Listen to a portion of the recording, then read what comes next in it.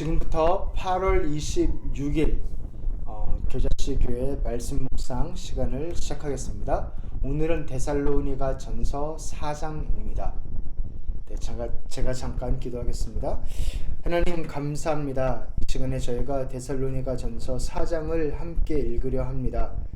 말씀으로 우리에게 오신 예수 그리스도여, 이 자리에 찾아와 주셔서 우리의 마음을 인도하시고 말씀하여 주시고 하나님의 은혜를 부어 주시옵소서. 그 능력과 구원이신 하나님을 만나는 귀한 시간으로 주님 인도하여 주시옵소서. 예수님의 이름으로 기도합니다. 아멘. 데살로니가 전서 4장을 우리가 함께 볼 건데요. 먼저 이 질문으로 시작했으면 좋겠어요. 우리는 왜 살까?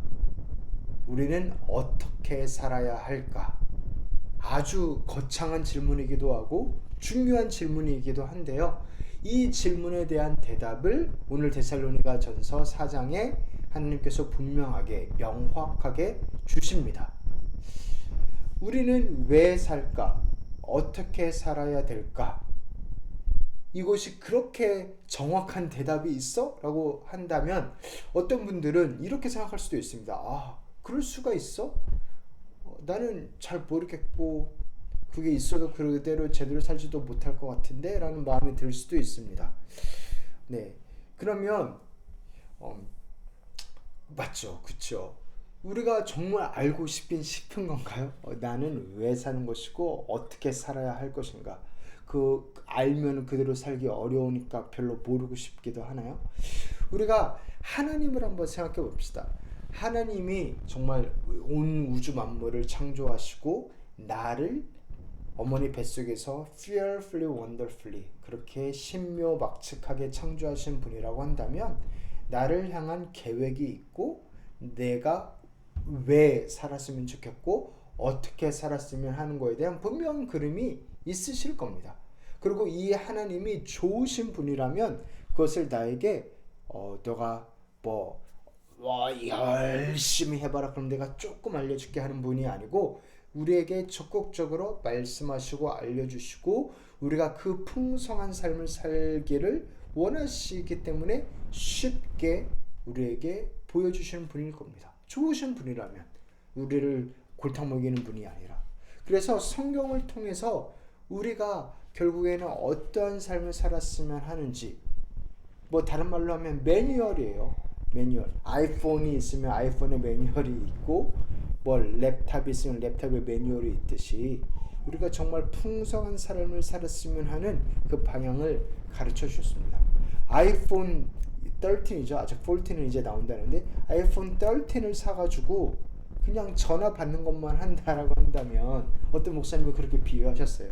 그러면 얼마나 아까워요. 폴더폰처럼 진짜 무슨 20년 전 전화기처럼 그냥 전화 받는 것만 쓴다라고 한다면 그 좋은 핸드폰을 가지고 얼마나 안타까워요. 그래서 우리의 삶도 너무나 좋은 삶인데 풍성한 삶인데 우리가 말 그대로 몰라서 아니면은 주변에 그렇게 이야기를 안 하니까 한계 때문에 그렇게 기대도 안 하고 살아가지도 않는다면 얼마나 안타까울까? 이 정도 인출을 하고요.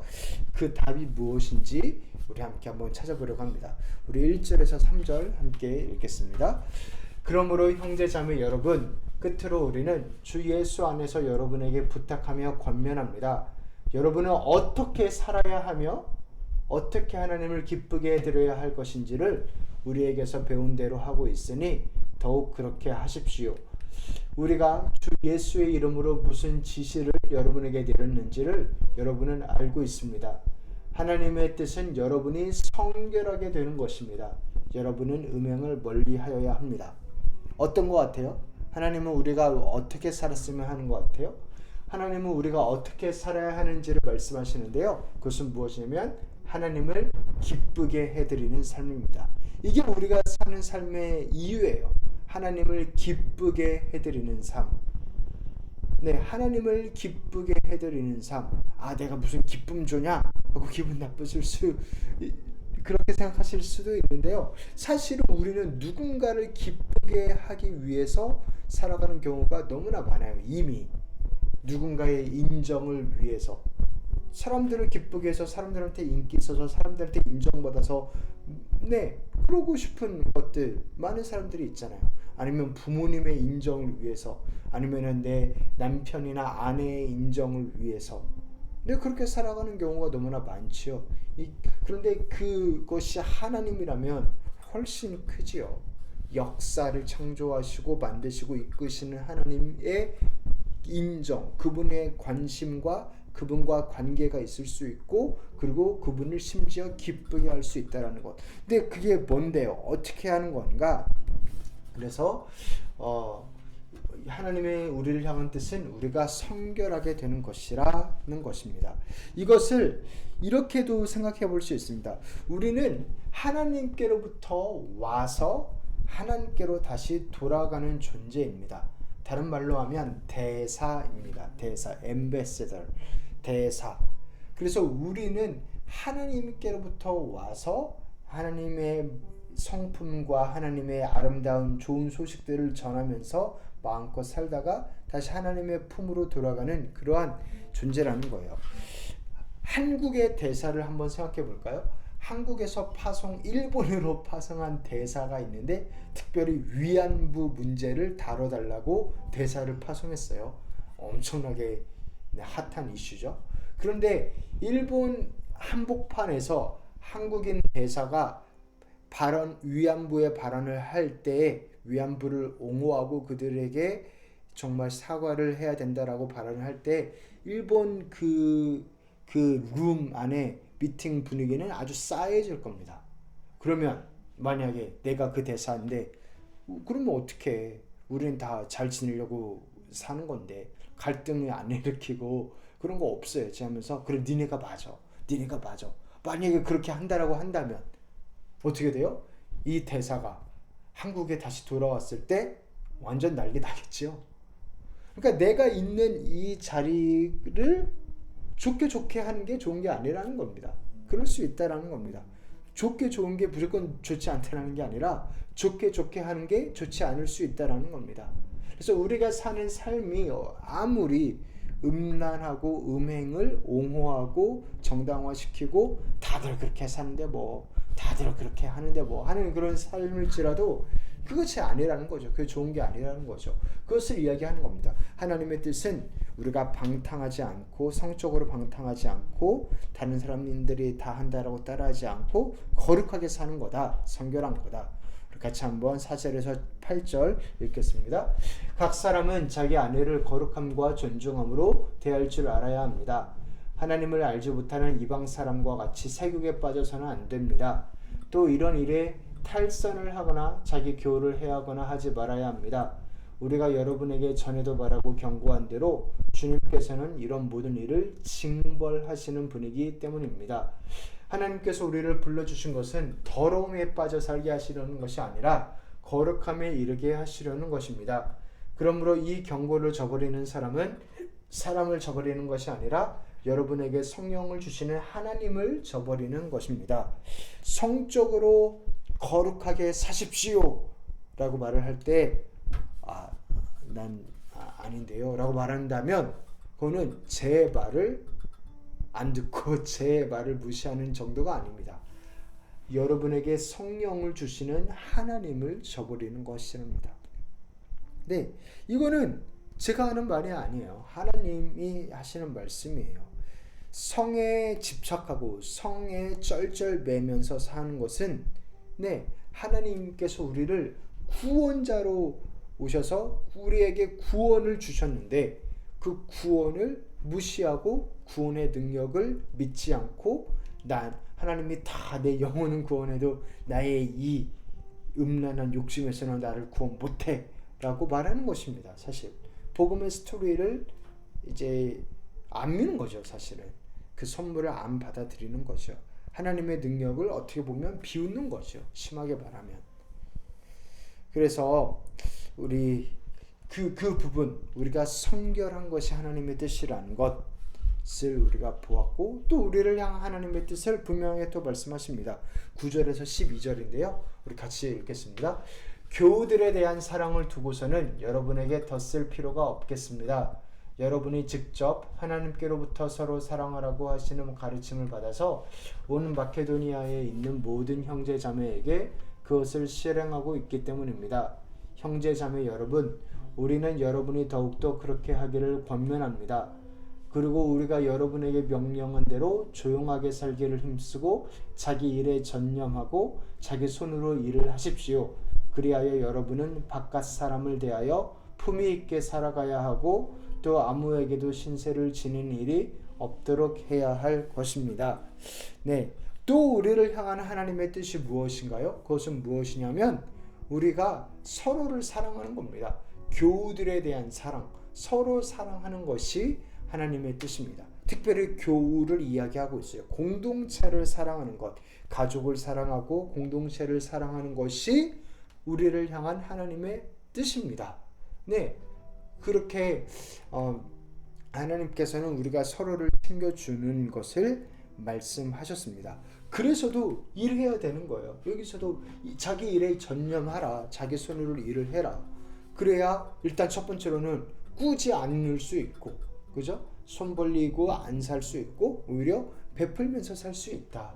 그래서 품위 있게 사는 것, 신세를 지지 않고 오히려 도와주면서 살 수 있다라는 것.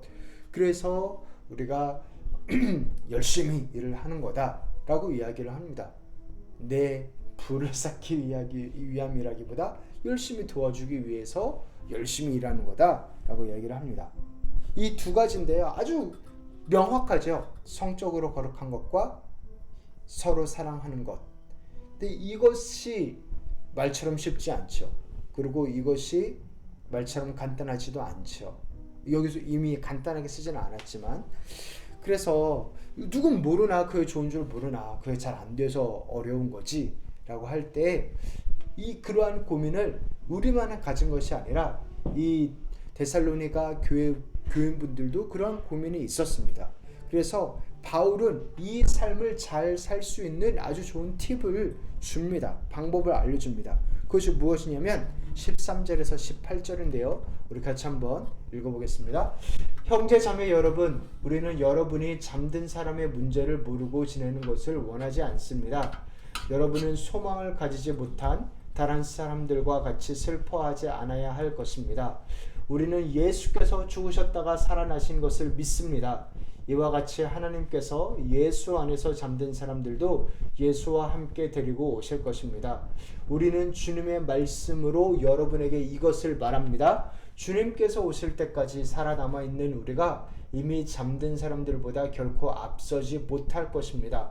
주님께서 호령과 천사장의 소리와 하나님의 나팔 소리와 함께 친히 하늘로부터 내려오실 것이니 그리스도 안에서 죽은 사람들이 먼저 일어나고 그 다음에 살아남아 있는 우리가 그들과 함께 구름 속으로 이끌려 올라가서 공중에서 주님을 영접할 것입니다. 이리하여 우리가 항상 주님과 함께 있을 것입니다. 그러므로 여러분은 이런 말로 서로 위로하십시오. 저는 이 말이 너무 좋아요. 여러분은 이런 말로 서로 위로하십시오.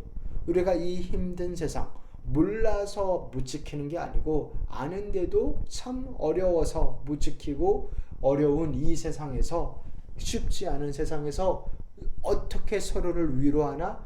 이런 말. 그럼 이런 말이 뭐였어요?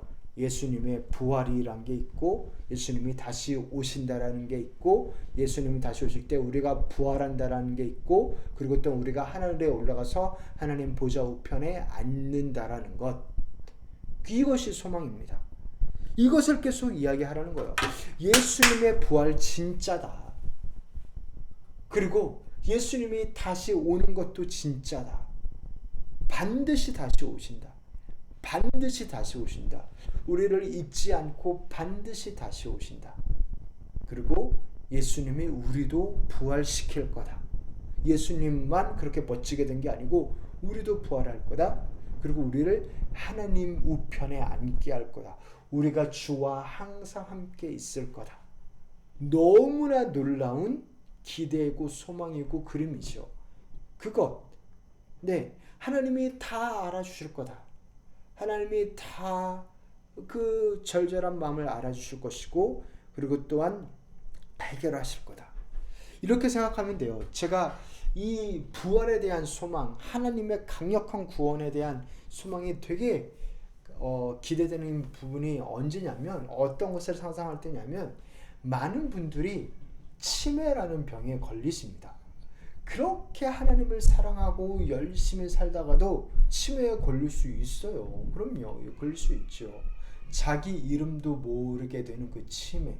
그래서 예를 들어 뭐 주기도문도 고백하지 못하고 그럴 수도 있어요. 그런 식으로 인생의 말년을 몇 년을 그렇게 사실 수 있습니다. 그러면 그분이 주기도문 고백 못하고 하나님을 그렇게 고백 못했다라고 해서 그분이 하나님과 함께 결국 같이 있지 않을 거냐? 그렇지 않을 겁니다. 말씀은 그렇게 이야기하지 않습니다. 하나님께서 부활이란 게 있다는 거예요.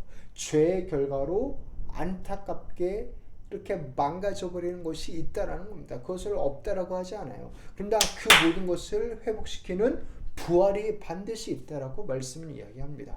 그리고 그 부활 가운데서 모든 것이 완벽하게 될 거다. 모든 것이 회복될 거다. 그래서 우리의 지금 하는 수고도 헛되지 않고 우리가 연약함 가운데 있을 때도 절망하지 않을 수 있는 이유는 하나님이 부활이라는 은혜를 베푸실 것이기 때문에, 하나님의 복음의 능력이 강하기 때문에. 할렐루야. 그래서 이런 말로 서로를 위로하랍니다.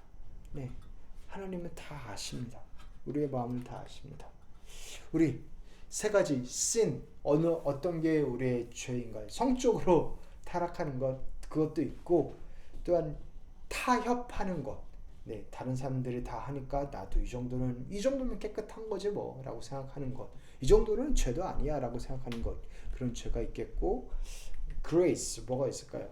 예수님이 다시 오신다라는 사실이 저는 너무나 큰 은혜입니다.